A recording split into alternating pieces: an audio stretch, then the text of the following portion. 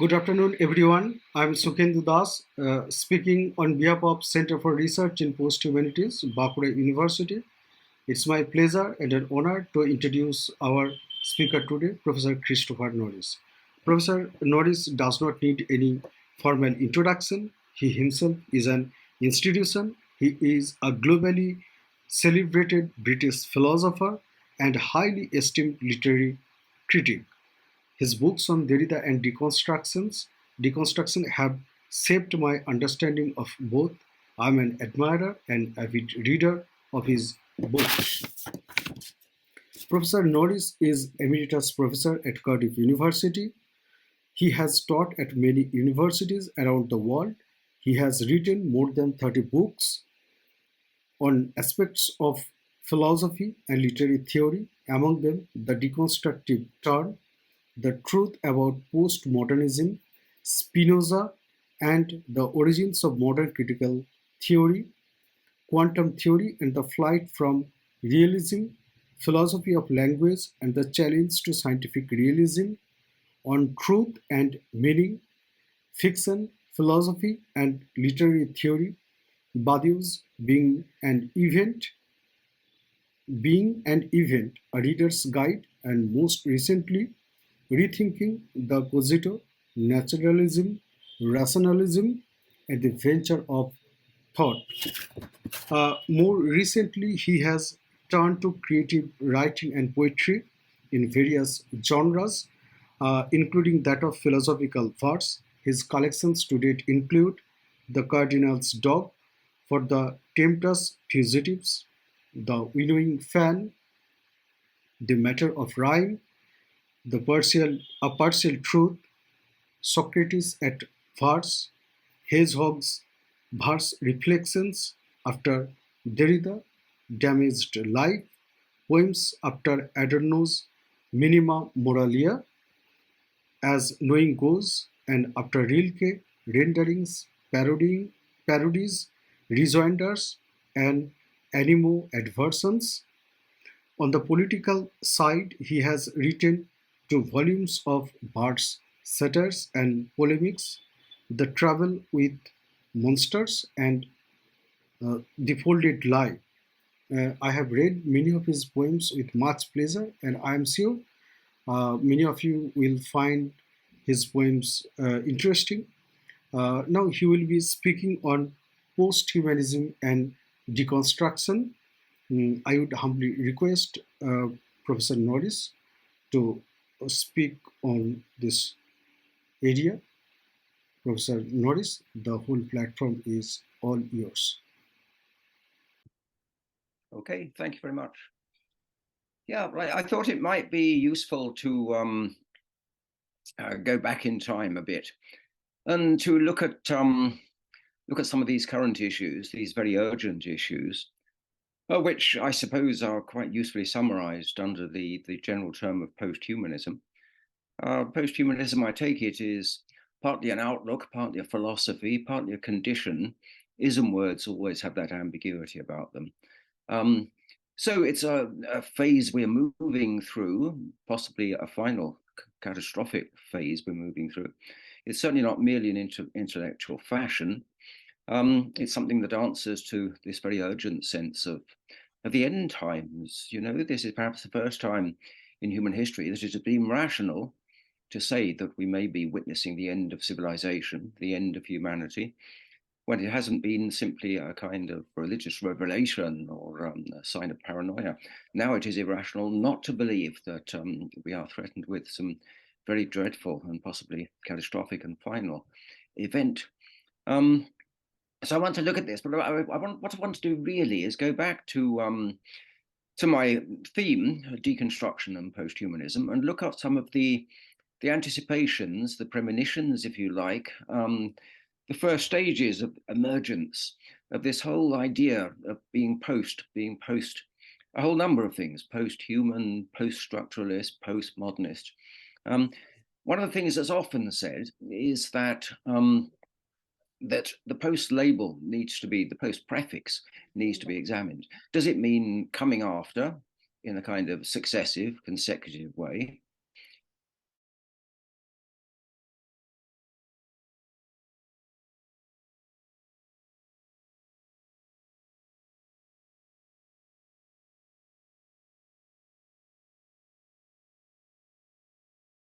behind us, what is being superseded, is post-structuralism, just to take that one example.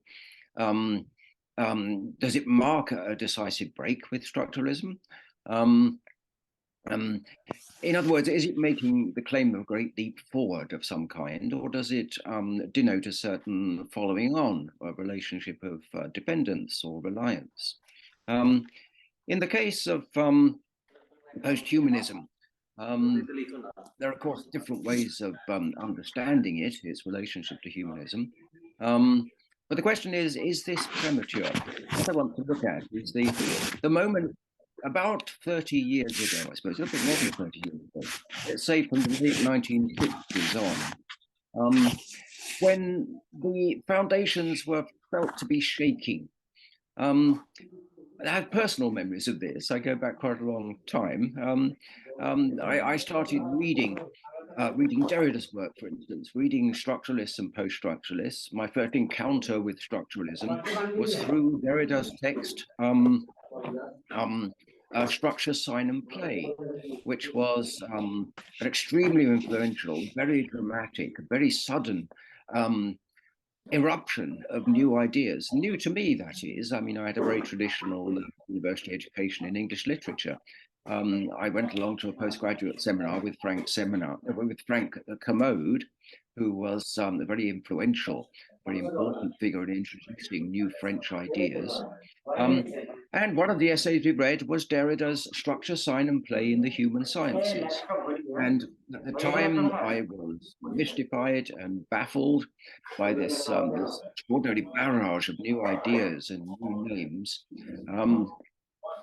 But I did manage to make some sort of sense of it. And what Derrida is saying there is that structuralism, when it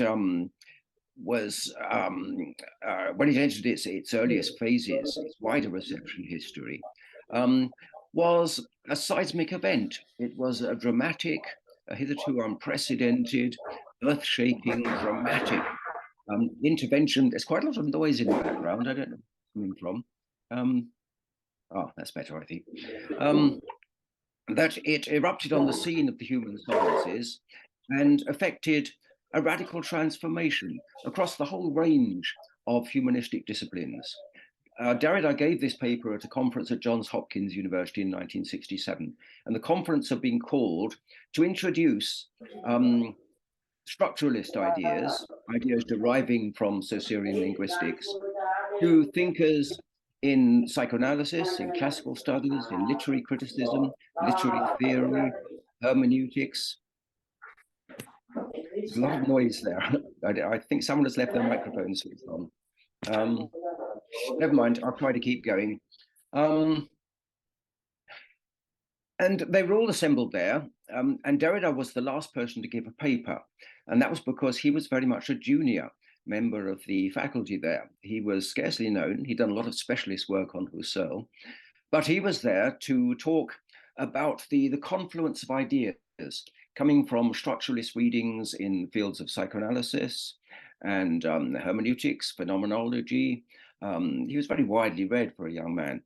And in the essay, Structure, Sign and Play, he announces this eruption of structuralism as a kind of post-human, post-structuralist, post-historical, post-everything, new revelation, theoretical revelation, if you like. The tone is very apocalyptic. It is very much that of almost messianic tone, announcing something radically new and slightly frightening. Monstrous forms, mute forms of monstrosity. It's rather like the end of Yeats's poem, Easter 1916, this idea of a rough beast slouching toward Bethlehem. And this essay, this lecture that he gave in '67, had really extraordinary consequences. It was like a kind of eruption on the scene of the human sciences. And it marked Derrida's arrival on the scene. And that arrival was itself marked with the language of apocalypse. Derrida was speaking for a generation of French intellectuals who had suddenly discovered Saussure. They had discovered structuralism. They had discovered the idea that our thinking, our sense of history, our sense of cultural embeddedness, our sense of human prospects, everything that constructs and assembles our view of the world, has to be re-examined. It has to be re-examined in light of this idea that language goes all the way down, that insofar as we can do philosophy, insofar as we can practice the human sciences, we have to recognize the way our thinking is structured by, and to some extent confined and limited by, the structures of language. Now, Saussure, of course, did his work in linguistics. He was very careful to specify that the ideas he was putting forward, the terminology, signifier, signified, long, parole, all the central binary distinctions of structuralist thinking were specifically meant as laying the foundations for a new way of doing linguistics, no longer diachronic, historical, developmental, philological, no longer making central reference to historical developments, but shifting the emphasis, shifting the perspective to the synchronic signifying structures of language. And this is what Derrida was so quick, so uncannily quick to pick up. The fact that this could be extended to the human sciences in general, and that if that were done, if Saussure's model was translated or transported in that way, it would have very decisive and very impactful results for our thinking about those human sciences. All the same, one thing that's worth noting, this is what I want to focus on in this talk, is the reservations that Derrida enters when he makes this claim. He is very reluctant, very unwilling to go post-human in any kind of full-blooded way. He's always insistent, this is one of the most characteristic marks of Derrida's thinking, he's always insistent that we should not be too ready to take unguarded and not fully thought through leaps into some new discourse or new jargon or new way of thinking. When it comes to humanism, for instance, he says, let us look at some of the claims that were being made, let's say from Sartre down in French philosophy, about the post, about being post-human. Let's look at Sartre's talk, for instance, of the pour soi, the idea, Sartre's idea, that we should break with traditional forms of humanism because the notion of the human subject is too readily universalized, too readily used as a stick to beat certain segments of humanity in the name of and in the interests of other segments of humanity. In other words, humanism lends itself to uses which are far from liberal or progressive or universally all-embracing. It can be a narrowly sectional and partisan use of the word humanism. On the other hand, Derrida says, let's be equally wary, let's be equally cautious about a premature rhetoric of post-humanism. What, he says, what does Sartre mean by the pour soi as opposed to the en soi, the for itself as opposed to the in itself? Well, Sartre means we should start talking about the pour soi in terms of choice, commitment, authenticity, in terms of projects. We should get away from the old essentialist notions of humanism, and we should recognize that the human existence precedes essence, the famous existentialist slogan. In other words, in every single moment of every day, we are making choices. Even by not making a decisive choice, we are making the choice not to choose. In other words, let's get away from traditional humanism in every form and embrace this radically existentialist conception of human existence. So Derrida says Derrida has a considerable sympathy with Sartre. He very often made rather scathing comments about Sartre, but nevertheless, Sartre was a central part of Derrida's intellectual formation. But he says, let us not entirely dismiss the claim of the human. After all, what is Sartre's pour soi but a kind of equivalent or substitute or alternative, rather oblique and evasive way of addressing the human, but keeping it somehow in play, translating it into the language of choice and commitment. He says the same about Althusser.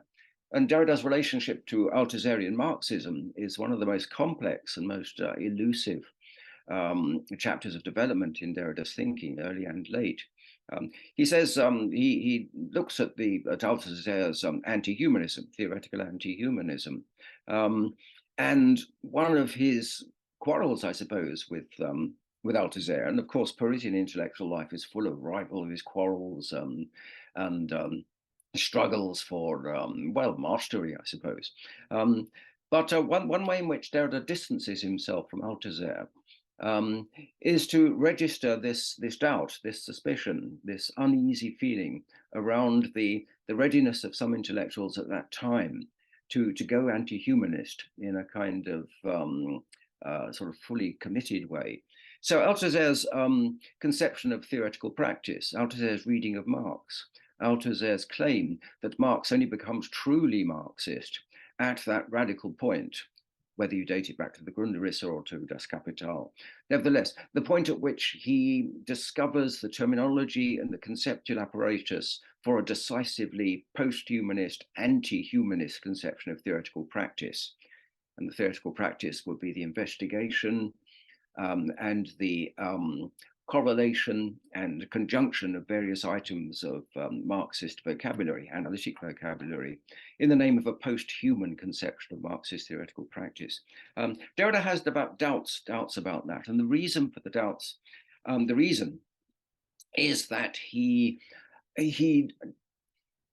well, it is with Derrida, it is the fact that he has worked so patiently, so meticulously through the thinking of Husserl. Derrida spent a good part of the first 5 years of his intensive scholarly life working on Husserl's texts, translating Husserl's essay on the origin of geometry, and working through the constant oscillations in Husserl's work. Husserl wrote a lot. He was an extremely industrious philosopher, thinker, scholar, and was obsessed with, constantly engaged in the most minute and obsessional way with this question of structure and genesis. What is it that enables human thinking to operate within and yet somehow to transcend the limits of its own present cultural horizon? How do we explain advances in mathematics, in science, and in the human sciences? How do we explain them while recognizing the importance of structure, the fact that thinking has to be structured, that we operate within and through and by means of conceptual structures, which in some sense precede and condition all our thinking. And yet we are capable of creative thinking, of scientific discoveries, of artistic discoveries, of literary discoveries, which by definition move beyond those constraining structures. And it's that really gives the starting point for Derrida's entire project, his life's work. And it is that sense of irreducibly, Derrida's word is aporetic, that is contradictory or deeply problematic. And aporia is something rather different from a paradox. With a paradox, think of the paradoxes of the world religions. You recognize a contradiction and somehow you accept it because you feel there's something deeper than reason. What appears logically or rationally contradictory reveals some deeper truth which is accessible to faith rather than to reason or whatever. So a paradox is something that somehow represents a deeper wisdom, and you don't want to resolve it because you believe it's beyond human intelligence to resolve it. And aporia is something else. It worries, it nags at you, it demands resolution, yet can't be. And this is what Derrida shows in his readings of Husserl, of Rousseau, of Kant, of a vast range of thinkers in his many books and essays. So Derrida is very aware of these antinomies, if you like, to use the Kantian word, these aporias, which constantly beset our thinking. And this is partly why he's not happy to go post-humanist or anti-humanist with Althusser, because he recognizes that there are certain problems which remain unresolvable. What is the source? What is the possibility, the condition of possibility of any advance in human thinking of the kind that Husserl was seeking, for instance? if we are constrained entirely by structures.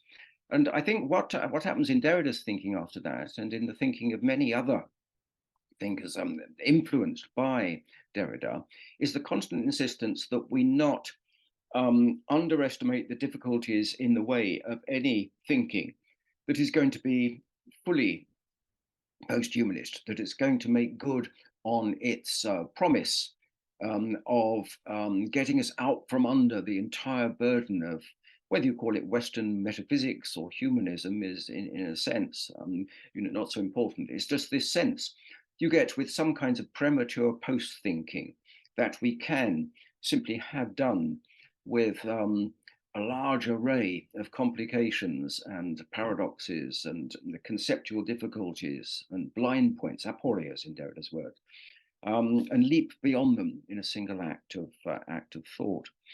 We can find various forms of this in Derrida's early work, especially his engagement with Heidegger. This is a vexed topic. It's a very difficult and in some ways quite painful topic. But Derrida was very early to point out the problems with Heidegger's post-humanist conception or post-metaphysical conception of Dasein. Derrida wrote an essay, which is not much read nowadays. One of the great problems in Derrida's reception history is that he made a huge splash early on with that essay, in fact, with Structure, Sign, and Play. At the time these essays were read, an essay like The Ends of Man, you'll find it in a book of his called Writing and Difference. The Ends of Man. And this is the essay where he looks at some of the contemporary forms of, this is in the mid-1960s. This is an early essay, all right. He wrote it while he was doing his early researches on Husserl. And he says there that when Heidegger talks of Dasein, being there, which is Heidegger's proposed alternative to talk of the human being,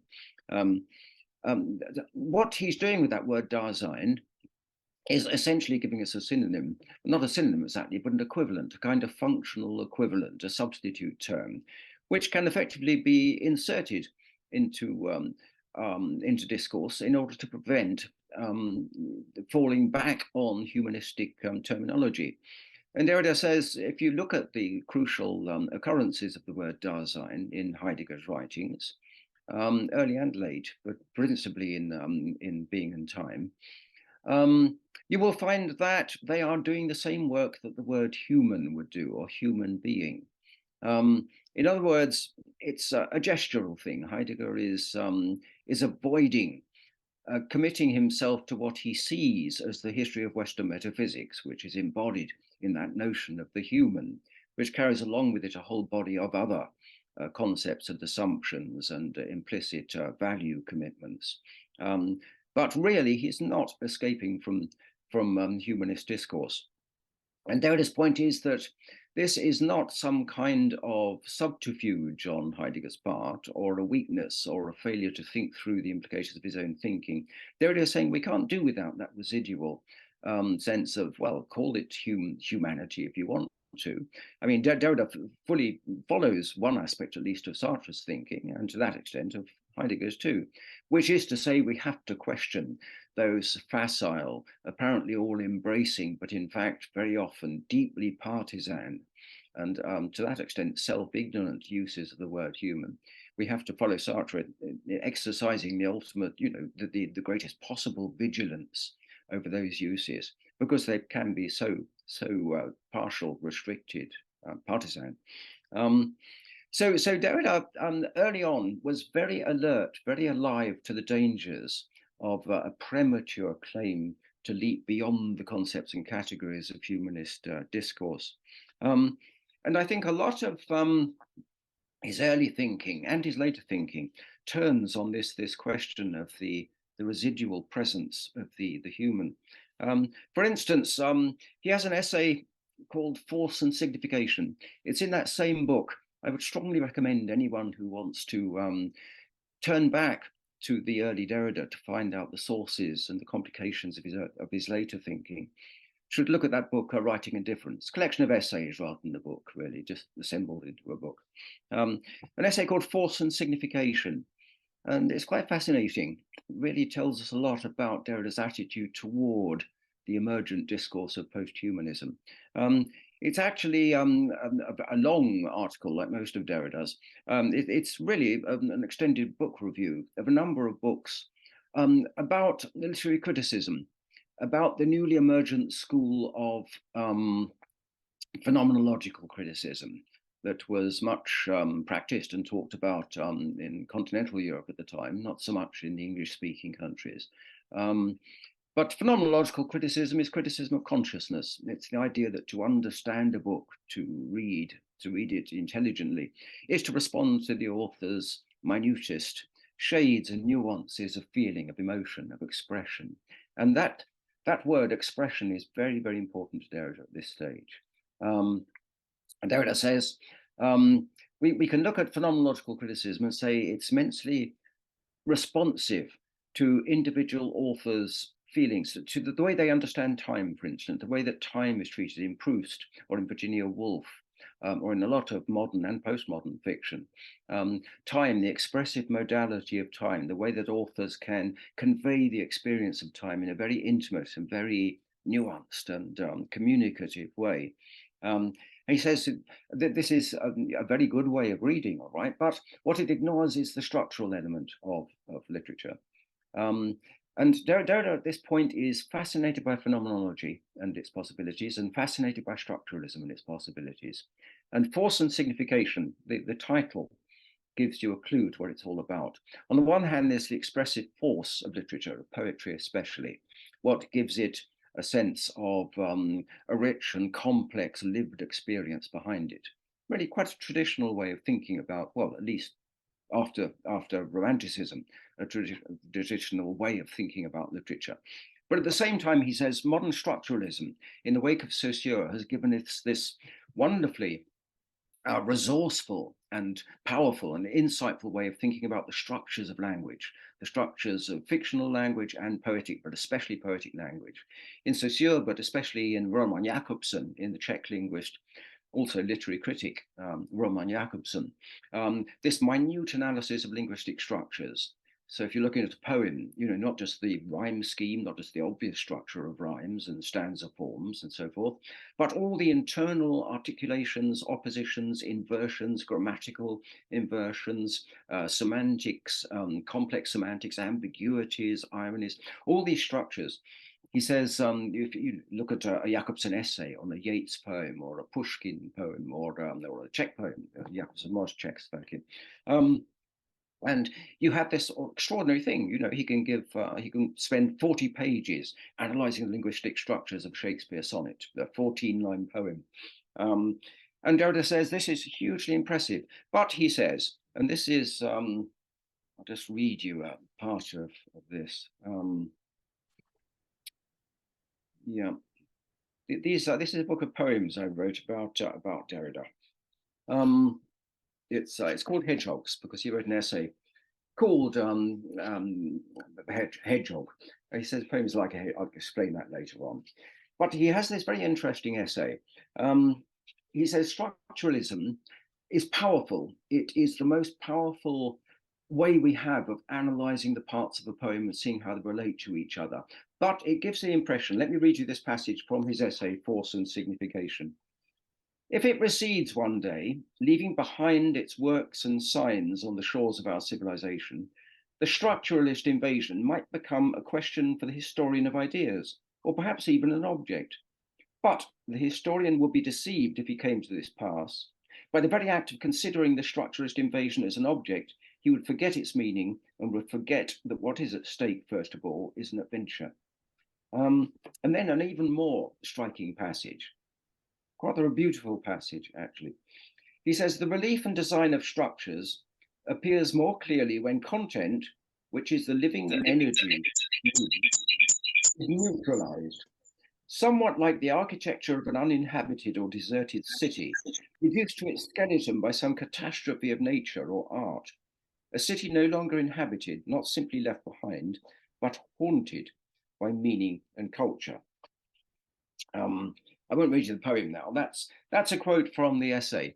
And what he means is that structuralism has this strangely not destructive exactly, but enervating effect. He says the one thing that you don't get when you read one of these really powerful, geared up pieces of linguistic explication of poetry, these structuralist readings, is a sense of the living energy of speech. The living energy of speech is that which carries with it the idea of intention. And in certain ways, Derrida is here being very traditionalist. Nowadays there's a fashion among literary critics, beginning with the American new critics in the 1950s and 60s, actually, of dismissing intention. They say the words on the page are all that matter. Analyze the words. Otherwise, you're dragging in mental states. We can't know what the poet meant or intended or was feeling at that time. The poet might have written something quite other than what he or she intended. So what Derrida's saying is that structuralism, though very powerful and though a wonderful source of insights into poetic structure and the way poems work, the way they're put together, nevertheless somehow misses that sense of the living energy. And this very often when I give students this essay to read, they're very surprised by it because they think that Derrida, after all, is the thinker of anti-presence. The metaphysics of presence for not for Derrida, but for Derrida's followers, many of them, is just what you don't want, is what you're on the lookout for and trying to escape from or to get out from under. Derrida never said that. What impressed him, what left the deepest impression on him in reading Husserl, was the fact that presence, the feeling of presence, the need to think that in some sense there is a presence. This is why it touches on the whole issue of post-humanism. Behind the words we encounter in written text, we can't escape from that illusion because in some sense it is not an illusion. When we express ourselves, then we are communicating our thoughts if we're successful, if the act of expression has actually achieved its end. So Derrida is saying what he is generally thought to say, in the sense that he says we don't have direct access to presence. We cannot guarantee in some kind of immediate intuitive way that we have accessed the intention of another speaker, whether in spoken language, like you listening to me, or when we're reading words on a page or in a private letter or whatever.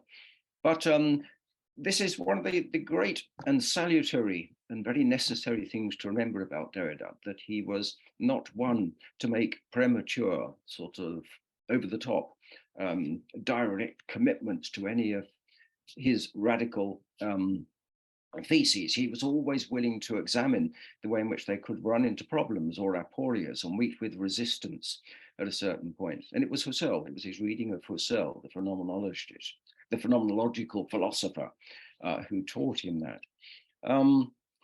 So it's worth reading those early essays to get some idea of just how intense the debate was around these issues. If, for instance, you read Merleau-Ponty, the French philosopher Merleau-Ponty, and Derrida read a lot of Merleau-Ponty early on, and a lot of Merleau-Ponty's writing, especially in his later work, they are situated exactly on the, if you like, the fault line between the idea of expression and the idea of structure. Merleau-Ponty asks, what is it in a work of art that can be accounted for up to a certain point by structural analysis, not by just picking apart, but by analyzing with the greatest degree of sort of close critical attention, the structures, the oppositions, the binaries, the contrasts, in a poem or in a film or in a painting especially. Merleau-Ponty has some wonderful late essays on Cézanne, for instance, and Matisse. He says, what is it in the finishing stroke of a painting that all of a sudden makes it that painting, utterly distinctive and unique and unmistakable? Up to that point, a structural analysis will tell you the elements of the painting, the balance, the light and shade, everything else that art critics talk about. But there's something individual. There is something which, if you film an artist, and Merleau-Ponty did in fact talk about a film of Matisse putting a finishing stroke to a painting, what is it that gives it that mark of utter uniqueness, this expressive trait that makes it exactly what it is? Now, I think that a lot of the debates around post-humanism now are caught up in that same sort of interplay of structure and expression. And I think a lot of the terms of these debates pick up on those Husserlian antinomies: structure, the indicative signs and expressive signs. Husserl is constantly saying, if we're thinking about language, then there is the indicative level, and that's, if you like, the lexical level, the level of contrast, opposition, structures, the whole relationality of language, everything that Saussure talks about, the binary nature of the sign, all those binaries in Saussure, you know, long, parole, is the central one, the signifier, signified, diachronic, synchronic. All of them are sort of playing around the opposition, which is sort of crucially in play or at stake behind the discourse on post-humanism.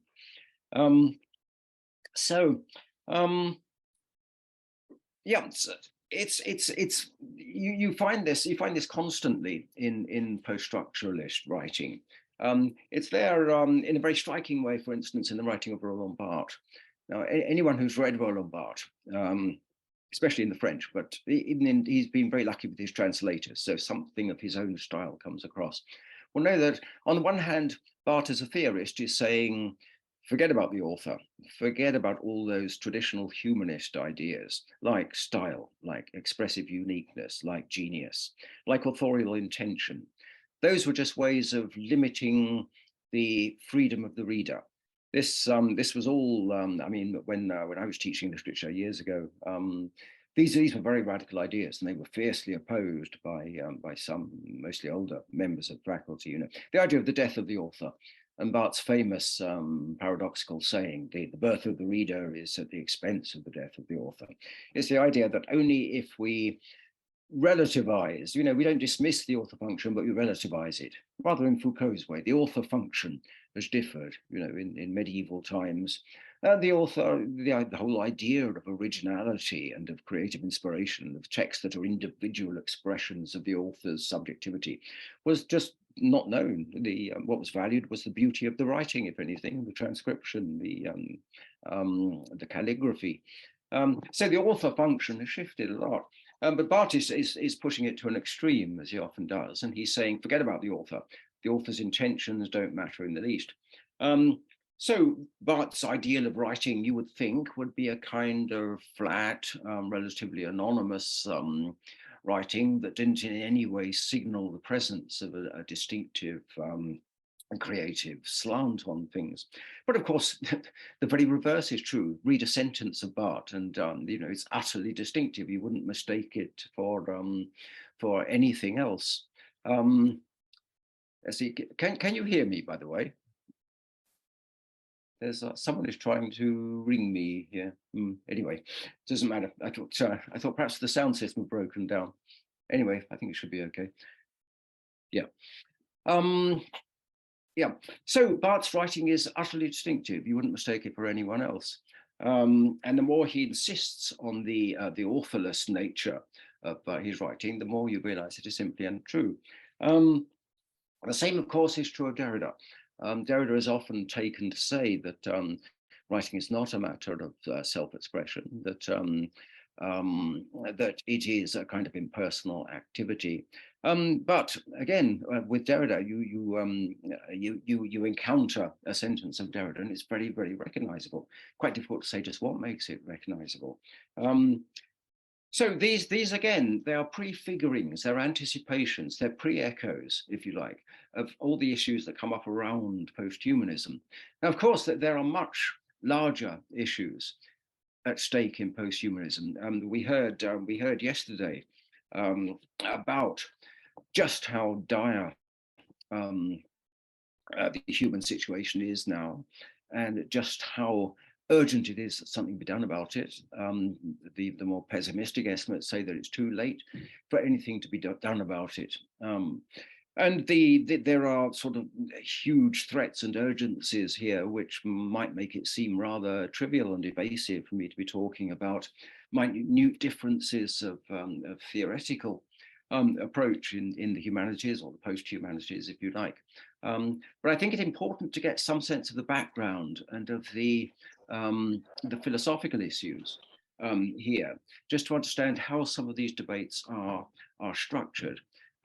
There's no doubt that this sense of impending crisis and impending catastrophe has affected our sense of time. If you read, well, if you keep up with modern fiction, for instance, there's a sense in which the sense of time and the sense of embeddedness in time is shifting.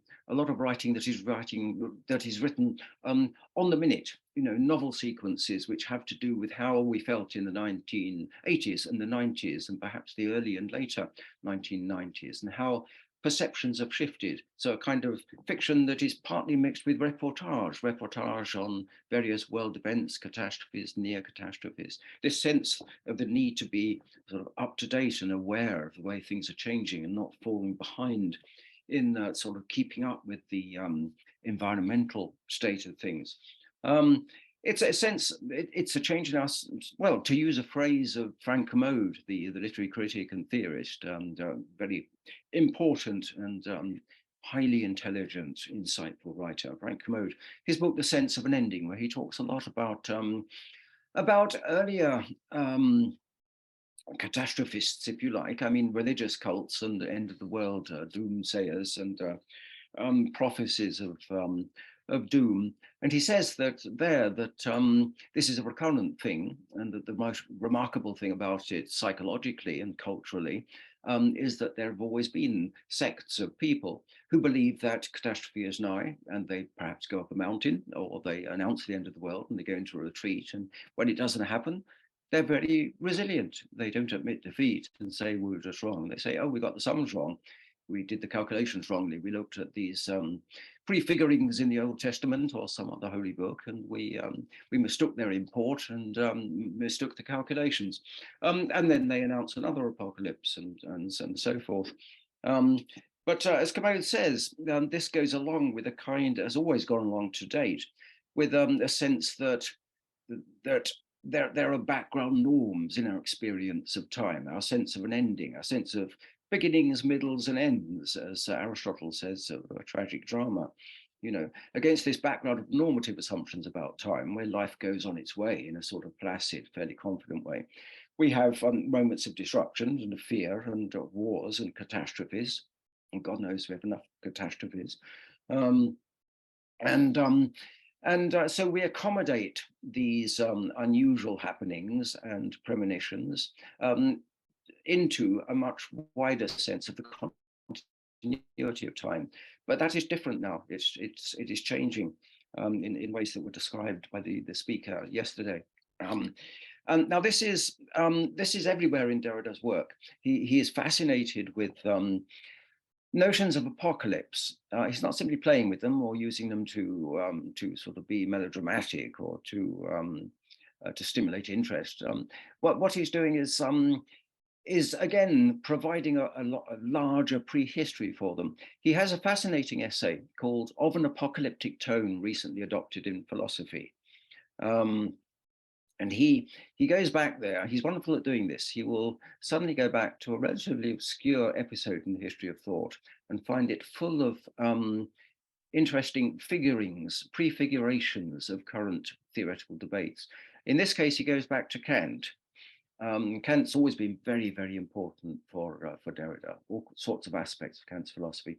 But here, it's a quarrel that Kant had, a very public quarrel, with apocalyptic discourse, really. There were those people like Hamann, for instance, and Jacobi, who challenged Kant's emphasis on enlightenment. Kant, as a political thinker, believed that we had to have due respect for what he called the enlightened tribunal or enlightened parliament of the faculties. We had to respect the values of free, open, democratic debate. We had to keep the public sphere of philosophy open to a whole range of opinions. He said that the parliament of the faculties should be organized in a certain way. He said the powerful disciplines, those like theology and medicine and law, those were the three, he said they have power, they have access to the levers of political power, they have influence on politicians. And the price they pay for that is that they have to regulate opinion. They have to regulate the public opinion of expression within those disciplines because they have heavy responsibilities. He says philosophy is one of the lower faculties, uses it in a rather ironic way, that term lower. He says the philosophers don't have and shouldn't want to have any direct power. They shouldn't seek to influence kings or politicians or prime ministers. They should be content not to have that kind of power, but they should have total freedom to debate anything they like and to say whatever they like. He says the precondition for having a just and open democratic society is that there should be a certain group of people who have this freedom, and the price they pay is not being able to influence politicians, not to claim any kind of interventionist, practical or law-giving power. So this is Kant's prescription for a good, well-ordered society. There must be a critical, the left bench of the Parliament of Faculties, he says, picking this up from the traditional left-right, well, it's not traditional, it goes back to the French Revolution, actually, the left bench. The critical bench, if you like, who can raise questions about government actions. So Kant, this is Kant's idea of a democratic function for philosophy. It's enlightened, it's open to debate. People debate on equal terms. But he was challenged for that. His whole conception of critical reason, a very Enlightenment conception, was challenged by people he regarded as dangerous mystagogues, because they were claiming they knew the truth through revelation. They had a self-sufficient, self-authenticating revelation direct from God of the truth. And this could bypass the Parliament of Faculties. So this is sort of a middle period to late Derrida, of an apocalyptic tone recently adopted in philosophy. And that's very close to the title of Kant's original pamphlet, which was a polemic he launched against these adepts of the apocalyptic tone. Now, what he's talking about there is another more dramatic version of that early discussion, his early discussion about Husserl, the excess of expression over structure, let's say. So on the side of structure is Kant's properly structured, egalitarian, democratic structure of the faculties in relation to each other, all the different faculties in the university sense, but also faculties in the Kantian mental sense, or cognitive reasoning sense. So you've got this same opposition there playing off. And Derrida is not, this is the important thing, he's not telling us, stick with Kant, let's admire Kant's defense of the free exercise of critical intelligence. And let's dismiss all these sort of raving apocalyptics because they're dangerous, and because this can easily turn into fascism, it can easily turn into a highly irrational and ultimately coercive and anti-democratic claim of a certain party, a certain set of people to have the truth, quite apart from what other people think. He's not just saying that, he's saying there is something in this idea of the apocalyptic which doesn't just exercise a permanent appeal of the human mind, it does, in a sense, take us to what is so mysterious about humanity, about the human sciences, I suppose, if we're thinking in those terms, that there is always something which goes beyond the limits of a structural explanation or a structural conception of the faculties in relation to one another. And Derrida's thinking has always been very open to that. So you find this in his famous long-delayed encounter with Marx. I think the Derrida-Marx relationship, Derrida's reading of Marx, or readings of Marx, really, the succession of different ways he's adopted of approaching, reading, critically absorbing and interpreting the content of Marx is one of the most interesting and complex, in some ways, sometimes quite evasive aspect of Derrida's thinking. Early on, I think he found himself to be not at odds with Marxism, but he had to sort of keep independent and fight slightly shy of any full-scale engagement with Marx. Partly, I think, because his relationships with Althusser and with Althusserian Marxism were very complex and quite strained at that early phase for intellectual and professional reasons. So for a long time, his comments about Marx were rather oblique, rather brief, slightly marginal. There's a famous early volume of interviews with Derrida called Positions, where a couple of Marxism intellectuals from the journal Tel Quel interviewed him. And Derrida is very carefully, rather cunningly, in fact, sometimes rather shiftily, sort of avoiding the questions. And but then, of course, he wrote Spectres of Marx. And that, again, is a book beautifully written, highly evocative, politically very charged, very subtle and roundabout, to some extent, not exactly evasive, but a difficult book where much of the argument is carried by the constant allusion to Hamlet and to various other literary works. A very beautifully written book, very complex and rewarding. Not really a work of political philosophy, but a work of reflection on various ways of interpreting Marx. But one thing that comes across there is, once again, Derrida's engagement with the whole idea of humanism, post-humanism, and this, what you can only call really a kind of prophetic element in his thinking. There are parts of Spectres of Marx, as you'll know if you've read it, that are white hot, full of white hot passion at the iniquities of the world, at the wars, at the revolutions, counter-revolutions, at the massive misdistribution of human resources, about the extent of corruption, about the massive inequalities of income within countries and between the North and South and East and West. And that there are moments of really, as I say, white hot rage in that book, which are certainly enough to refute anyone who says that it's politically disengaged. But there is an odd disengagement between the two aspects of the book.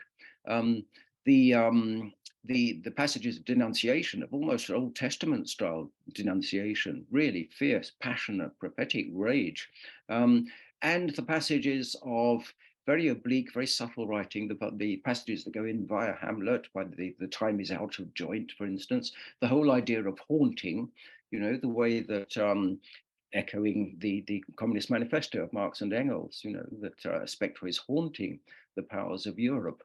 And this has been taken up, of course, by large numbers of Derridian or Derrida-influenced theorists, the whole discourse of haunting. And in Derrida, it goes along with a reflection on the modality, if you like, the speech act modality of political utterances. He's saying, if we're going to read Marx, we have to recognize that he is not claiming, he's not talking in, well, if you like to use a speech act distinction, in constative terms. He's talking in performative terms. He is doing what he's talking about. He is enjoining, he is persuading, he is representing, certainly, but he's also using a language of adjuration, of trying to bring it about that certain things shall have happened. All the play with tenses, with that future perfect, what shall have or might have, or would have had other things not turned out the same way. So counterfactuals. He really, the book is a case study of very subtle use of performative languages and of distinctions that he gets from the speech act theorist J.L. Austin, in fact. So Spectres of Marx is, it's a text that bears a lot of close reading. But again, it is in a sense a very human text, not just in the sense that it's compassionate and that its rhetorical energies are sort of massed on the side of the oppressed and suffering and excluded, the minorities in the world, but also in the sense that it preserves that commitment to a discourse of what you might call chastened or subdued humanism. None of the assertiveness of sort of 19th century expressions of Derrida's always been very careful to keep his distance from that kind of confident, upbeat, liberal discourse. He's always been aware of all the forces and the threats gathering to obstruct and destroy those dreams of human emancipation, but he's never let go of them. I mean, one of the most important aspects of Derrida's thinking is the way that he has resisted any resort to the kinds of premature post-Enlightenment, post-liberal discourse that you get, for instance, in Lyotard and postmodernist thinkers. I mean, those theorists and philosophers like Lyotard, who attempted to articulate in a philosophical way the postmodern condition, the title of Lyotard's famous, most influential book. Derrida's never gone along for that kind of rather grandiose sort of postmodern, post-historicist thinking. If he renounces grand narratives, then they're the kinds of grand narrative that proclaim an end to grand narratives, if that's not too paradoxical a way of putting it. If you think of the chapter on Fukuyama, Fukuyama's book, The End of History and the Last Man in Spectres of Mars, my reaction when I first read that book was, why on earth is Derrida, one of the most intelligent and important and influential thinkers of our time, wasting time on a trashy book like Fukuyama's The End of History, sponsored by an American think tank and laying out some really rather jejune and underinformed arguments, basically supporting the neoliberal world order, supposedly under the aegis of the end of all alternative narratives. But again, Derrida shies away, very rightly, very importantly, shies away from those end of narratives. I thought Lyotard's was the most reductive of them, really. The idea that we don't and can't and shouldn't even want to entertain the idea of any kind of narrative that we've more than a mini pragmatic, localized, naturalized, first order pragmatic narrative, Lyotard's phrasing. So that's the kind of premature break that I think Derrida was always warning us against. It's the idea that if we even think about construing the possibility of human liberation, or even pitching it a bit lower than that, of human betterment and improvement, in terms of some intelligible history that would find room for previous episodes of enlightened thinking, if we take all our cues from the most disastrous events, as Lyotard does, and take those as undermining any hopes we might have for human emancipation, then Derrida would say we are simply giving in to the catastrophist spirit of the times, and we are abjuring, we are giving up, we're denying ourselves any larger, more liberating prospects. So I think postmodern, that kind of postmodernism is the worst of the post discourses, I think, really, because it buys into such a generalized sense of of the impossibility of sense making. When, for instance, Lyotard says, if you just construct a short catalogue of the various events that have cooperated to undermine any sense of progress in human history, he says, the successive dates of Soviet intervention in various parts of Eastern Europe, for instance, 1956, Berlin, the Workers' Rising, 1968, Prague, and the Soviet invasion of Czechoslovakia, etc. 1953, the Workers' Rising in Germany. He says that those, simply reciting those dates with a place name after them is enough to refute and undermine any attempt to write a progressivist history of, or to extrapolate any sense of a possible progressive future for humankind. That kind of premature use of the word post, I think Derrida is very, very alert to.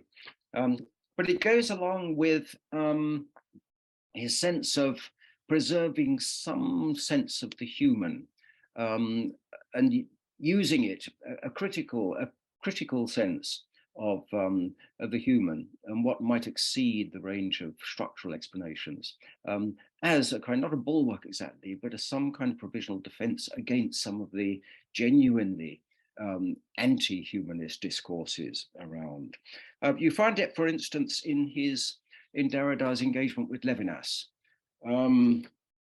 Some of you may have read Levinas and perhaps read Simon Critchley's book on Derrida and Levinas.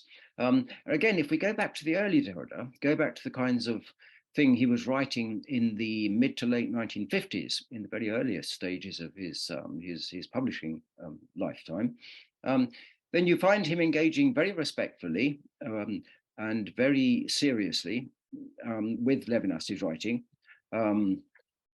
with totality and infinity, especially, and otherwise than being, and engaging with Levinas's idea that if we're going to be ethical, if we're going to have any claim to be ethical thinkers, then we have to recognize the absolute and unnegotiable claim of otherness upon us. We have to recognize the otherness, the radical alterity of the otherness, the other person. We have to cease doing what all those Enlightenment thinkers did and project our own categories, our own ideas of enlightenment and human goodness or whatever onto other people. We have to recognize that they are, in some sense, alien, opaque to us, that our own needs, wants, and desires may be entirely out of kilter, entirely different from theirs. And Derrida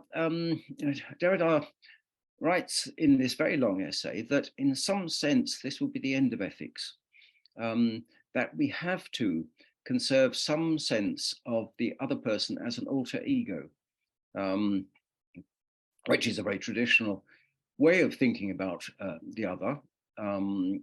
For Levinas, it is all too typical about traditional ethical systems and priorities. Because it amortizes, because it reduces and eliminates this sense of the other's radical claims upon us as another. If we don't recognize that alterity, that absolute difference, then we are intruding, invading, we are subjecting them to our needs, we are projecting onto them, we're absorbing them into our own ego sphere, if you like. This is Levinas's view. Derrida says that, on the contrary, if we did that, if we really did that, they would become totally alien to us. And this would be dangerous, not only wrong-headed, but dangerous. As I say, he's very respectful toward Levinas and remains so throughout his life. In fact, in Data's later writings, he tones down, he reduces, he softens the criticism. And I think partly because he was writing about Levinas in Levinas's old age, and then after Levinas's death. And so the depth of respect, I suppose, is increased there. But at the same time, he still holds out for that difference between himself and Levinas, that there is still room, and had better still be room, for recognizing kinship, elements of kinship in human experience, in human vulnerability, human needs, human exposure to the elements, all the things we need to keep in mind when we look through the newspapers and we read the most appalling details, most unimaginably dreadful things happening in Turkey at present and elsewhere. So I think this is very important. It's another example of what I've been talking about in this talk. It is Derrida's, that element of reserve, that very important element of reserve, whether it's for the expressive nature of language, despite all the inroads, if you like, all the advances that are available through these really geared up techniques of structuralist informed writing, the need to recognize intentionality. One of the sources of post-human thinking, one of the pressures, if you like, that have energized a lot of post-humanist thinking, is the perception that what used to be thought of as the distinctly human domain, that of expression, will, creativity, spontaneity, everything that was traditionally thought to make us human, is now being invaded or eroded, undermined, or simply taken over, certainly threatened by advances in AI, machine intelligence, the current debates, the current tussle between Microsoft and Google over AI, the chat, what's it called? Anyway, yeah, I'm clearly not very well up on this stuff, but yeah, I understand from what I read in the newspapers that there is this high level dispute going on over whether these machines really are intelligent or whether they're making still rather elementary, factual mistakes, let alone mistakes in interpreting people's intentions and life experience and so forth. So there's this feeling that we're being sort of closed in on by technology, which is getting ever more autonomous, if you like, creative, all the worries about machines writing poems and doing paintings which are indistinguishable from the genuine human creative product. Yeah, Derrida, I think, has always been very alive to that.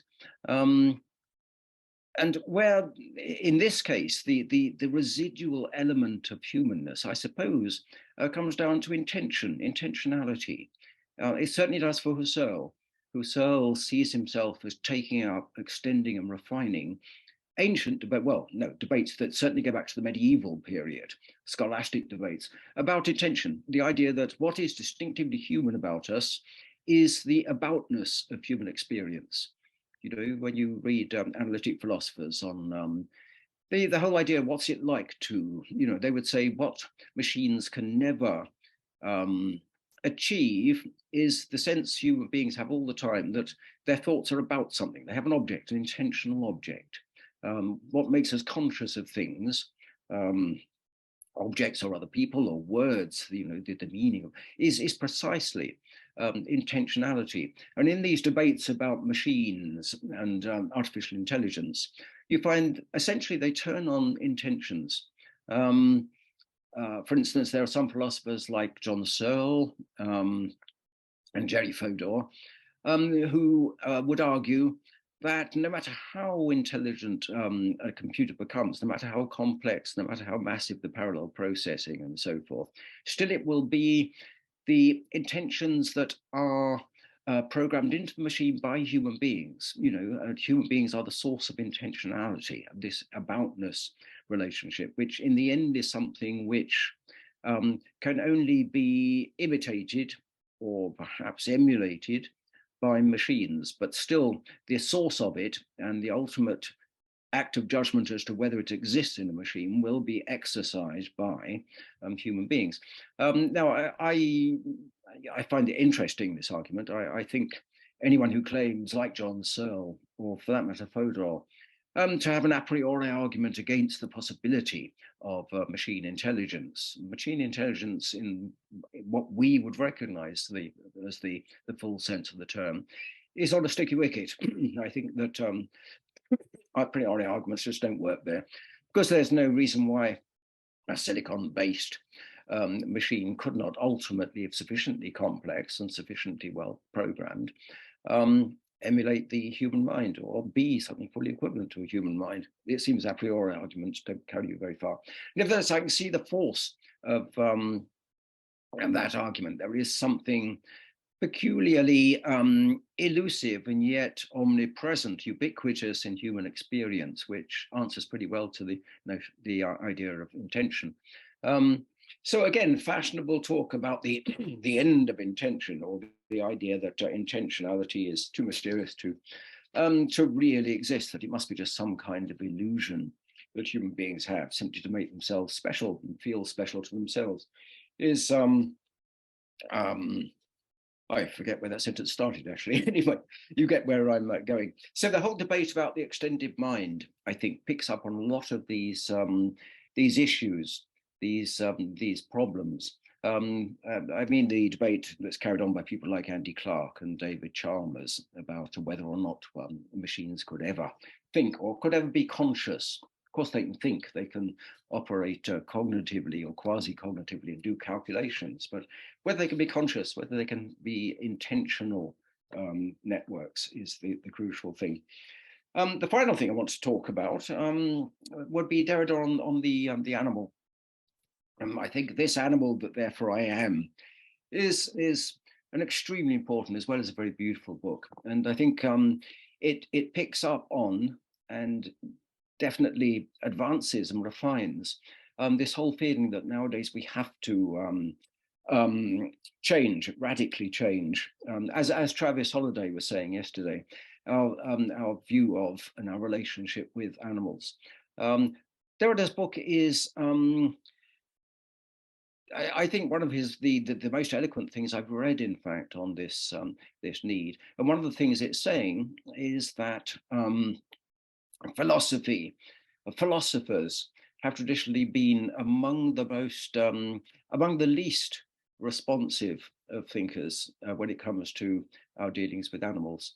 That philosophers have found various arguments, excuses very often, or pretexts for treating human beings as being exceptional, as being unusually privileged, if you like, as standing apart from the rest of creaturehood. And I think you find rather trivial treatments of this when people write about Derrida and his cat and his ethical dilemma. You know, why should I feed my cat when there's all the other stray cats starving in the neighborhood? And well, it's a practical problem. You feed as many cats as you can, but you do tend to privilege your own.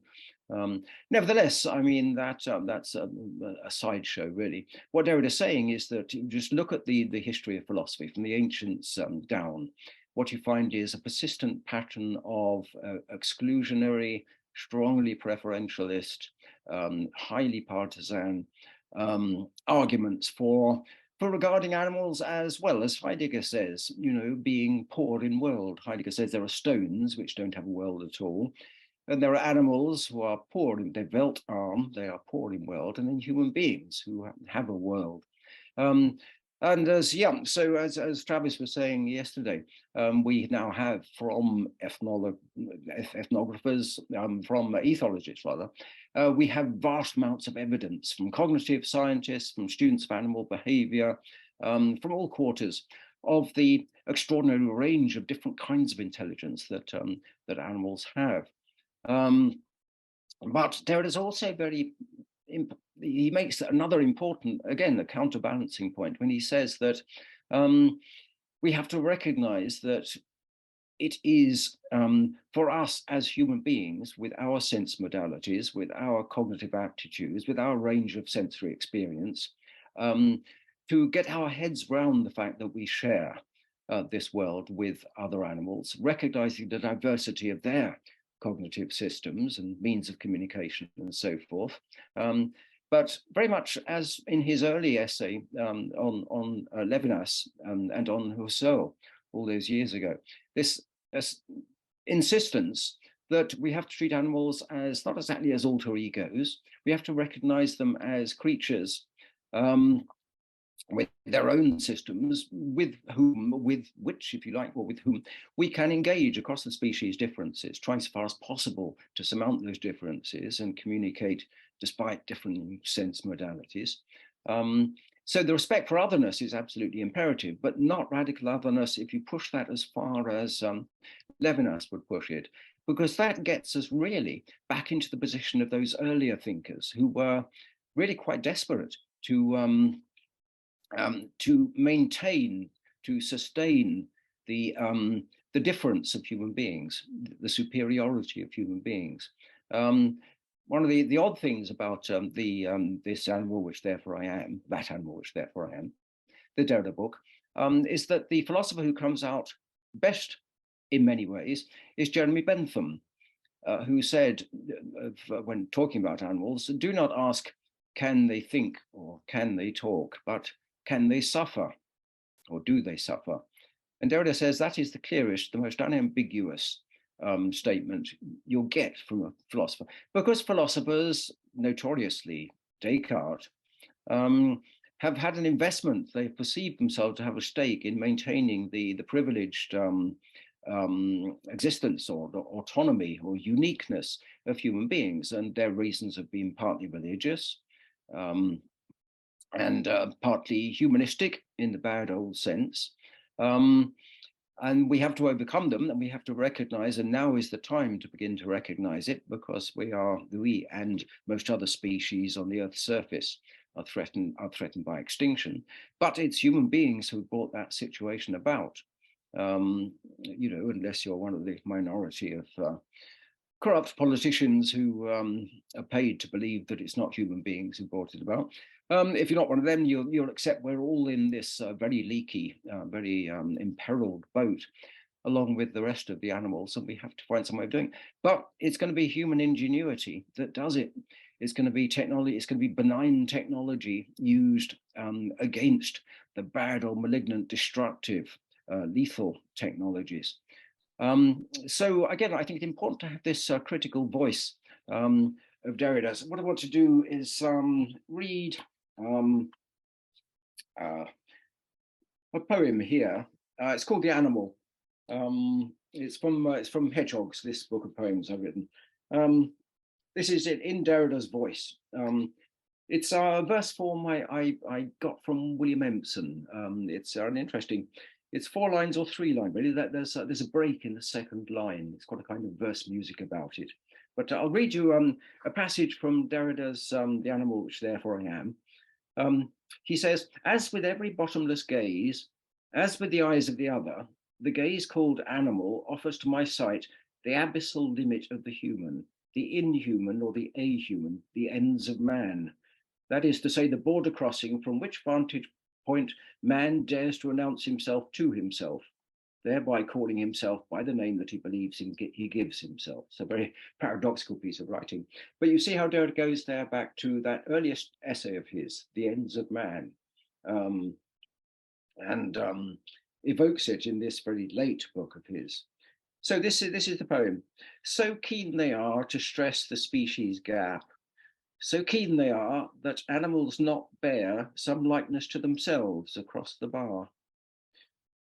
Descartes to blame when they walk head in air, Descartes to blame when they contrive to star in tales that place us humans centre frame. It's like a map with 2 zones, near and far. It's like a map that carries no place name but those that duly honour Homo sap. From thought's armchair, those ruminants took aim. From thought's armchair, they took their chance to slap the creatures down or pack them off elsewhere. Should something jar, give them the dunce's cap. Should something jar, then just remember they're far lower than our lowest avatar. That's a quote. Yet why this shame beneath her level stare? Yet why this shame as my cat commissar sees me undressed and plays her teasing game? Stuck leg in trap or struck by speeding car? Stuck leg in trap, the stricken beast may claim due sympathy, like us on our last lap. Why should she spare my blushes, archly tame?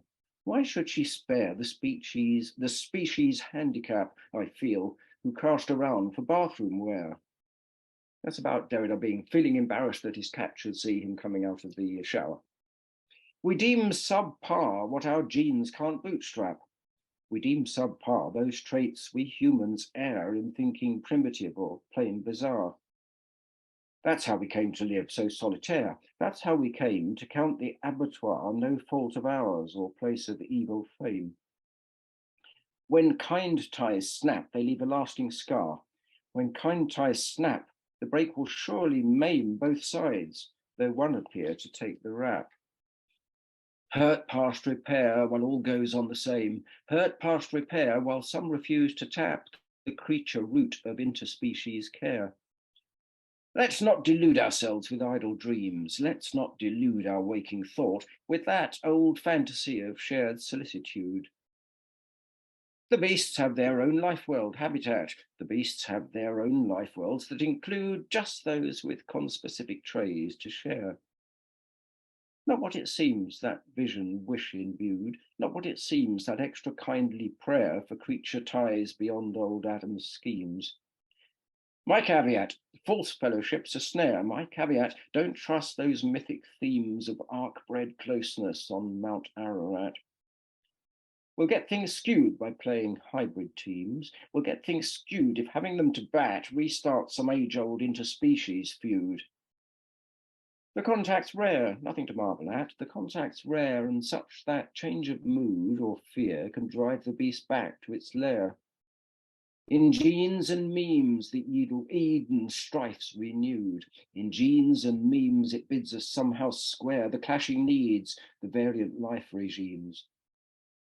A concordat, but not sans frontière. A concordat on terms each party deems enough to nip the budding autocrat.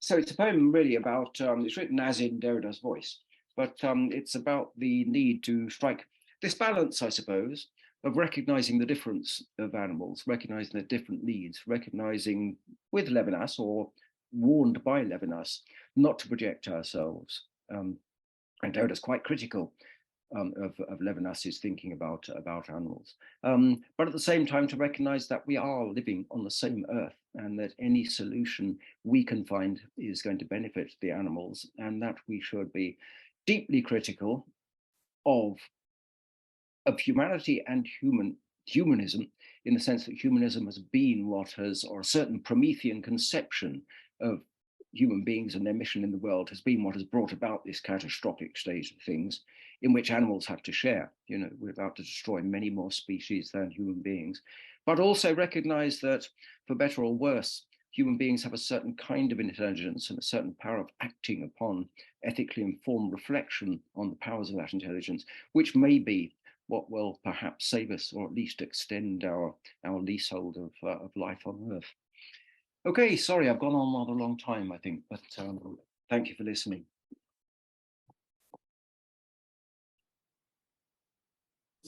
Thank you, Professor Norris. It was such an enriching, it was really an enriching session. We learned a lot from you. Now I open this session to question, answer, and observation. I would solicit questions if there is any. Professor Norris would be happy to answer them.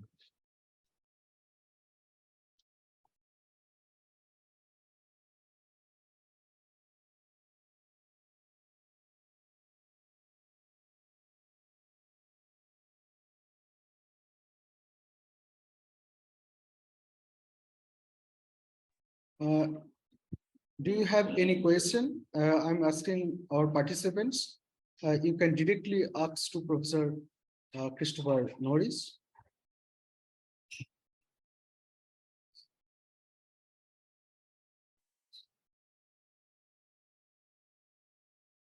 Okay, Adam has raised his hand. Adam, I would request you to ask the question. Thank you for your wonderful talk about postmodernism. It was really informative. My question is a broad question relating to, I guess, relates to the word postmodernism. How do you think postmodernism? So how do you think we can go beyond this modern logic of always thinking beyond the past? So how can we sort of think outside the box in this regard? It's a broad question, but I'm just curious as to what you think about this. So how we can go beyond linear ways of thinking about time. Thank you. Well, I suppose by thinking in the way Derrida does in some of his later texts, which is well, his use of the future perfect will have, sometimes combined with modal things. I mean, what would have been, what might yet have been, all those complex tense structures. It's partly a matter of, well, it's partly a matter of linguistics, but it's also a matter of the way we think in and through modal categories. And that involves partly thinking about way things might have gone in the past had they not gone the way they did. And partly ways of thinking how some of the consequences of wrong decisions in the past might be, or Derrida would always say, might turn out to have been remedied by alternative ways of thinking.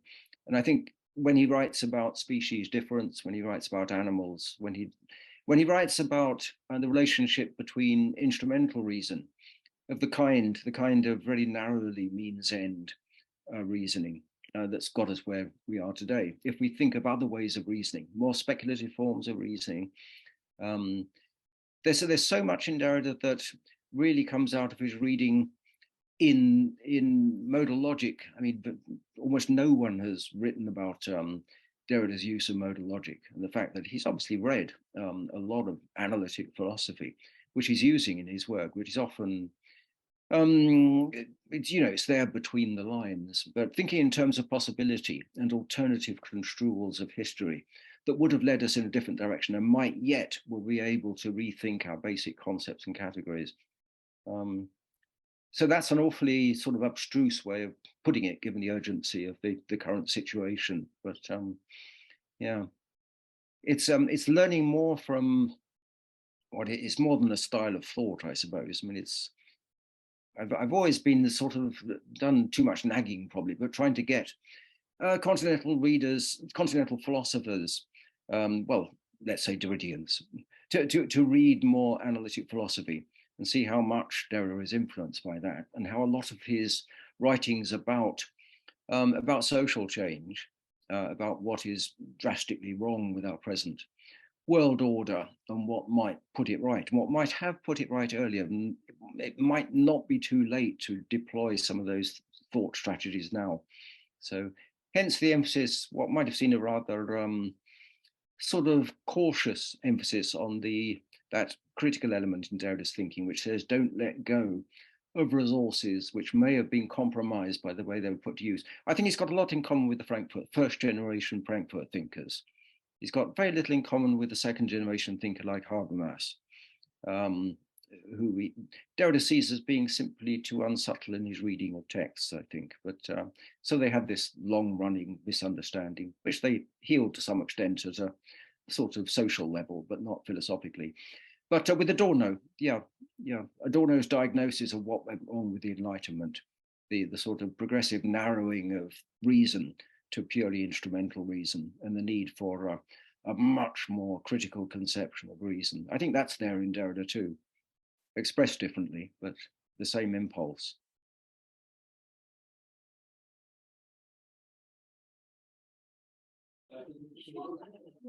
Thank you, Professor Norris.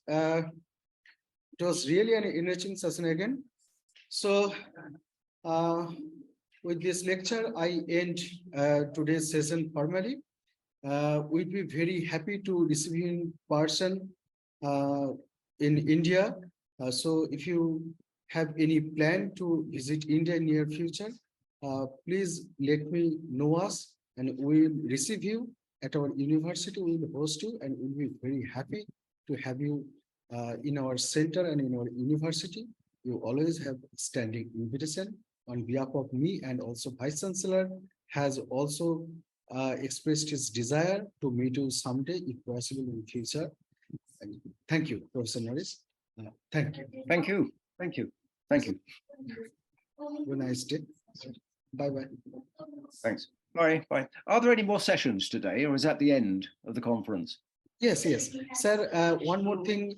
All our lectures are being recorded, and we will upload your lecture also on our YouTube channel.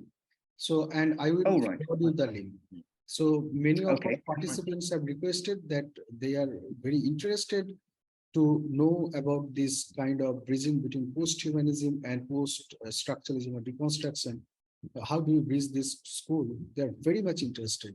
And I have received many requests. So, sir, your lecture is a kind of treasured memento for our university and for me personally. Thank you again. I'm very much indebted to you, sir. Thank you. It means Thank you. Thank you. Thanks.